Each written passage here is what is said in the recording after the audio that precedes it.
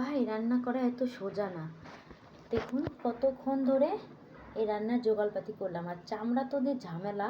যাই হোক, টুকটাক আমার বাসায় যে হচ্ছে হাতে হাতে কাজ করে আমার খালা, সেই খালা অলরেডি আগে থেকেই সব কিছু একটু বেছে রেখেছিল চামড়াগুলো, এই জন্য তাড়াতাড়ি হয়েছে, নাহলে আরও দেরি হইতো।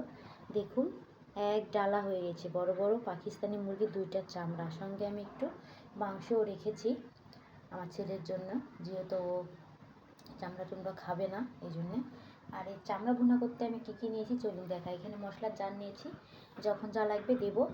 এখানে পেঁয়াজ নিয়েছি অনেকগুলো, 10-12টা পেঁয়াজ, এটা কিন্তু বড় বাটি, ভিডিওতে বোঝা যাচ্ছে কি না আমি জানি না। এখানে রসুন নিয়েছি 5-6টা, মানে ঝালসহ, আর 10-12টা কাঁচামরিচ নিয়েছি, যেহেতু আমি গুঁড়ামরিচ দিয়ে রান্না করবো। আর এই যে ডিমগুলো, এগুলো কিন্তু আমি চামড়ার মধ্যে দিব।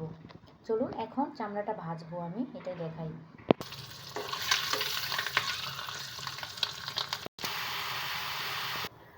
এই ছোটো কড়াইটাতে মনে হয় হবে না, এক কড়াই হয়ে গেছে, নাড়াচাড়া করতে পারছি না, তাই আমি এবার কড়াই চেঞ্জ করলাম, বড় কড়াই দিব। আমি কড়াই চেঞ্জ করে নিয়েছি, কারণ ছোটো কড়াই দিয়ে অলরেডি এক কড়াই হয়ে গেছে, নাড়াচাড়া করতে পারছি না।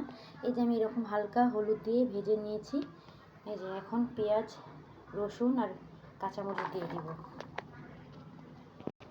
এই যে আমি সব মশলা দিয়ে দিয়েছি, সঙ্গে আদা রসুন বাটা দিয়েছি, আর এখানে আমান রসুনও দিয়েছি, কারণ চামড়া ভুনাতে আমান রসুন খেতে অনেক মজা লাগে, এই জন্যে।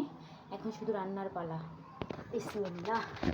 দেখুন এখনই কিন্তু খেতে ইচ্ছে করতেছে। আমার একটু চামড়া আর গরুর বট বেশি পছন্দ, তাই জন্য বললাম এখনই খেতে ইচ্ছে করতেছে।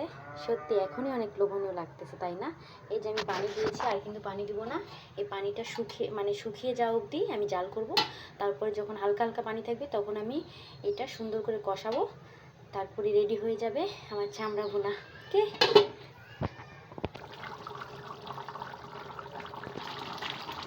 এই যে এখন আমি দিয়ে দিব, বেশি পানি নেই, এখন আমি এটা কষাবো।